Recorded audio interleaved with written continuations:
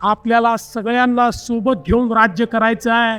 त्यामुळे याचं काढायचं त्याला द्यायचं ही नीती आमची नाही. आणि म्हणून परवा मराठा समाजाच्या हिताचा विचार करताना ओबीसी समाजाचं अहित होणार नाही याला आम्ही प्राधान्य दिलं आणि तशाच प्रकारचा निर्णय आम्ही केला. पण त्याच वेळी ओबीसी समाजाच्या ताटातलं कुठेही काढून घेण्याचं काम आम्ही केलेलं नाही.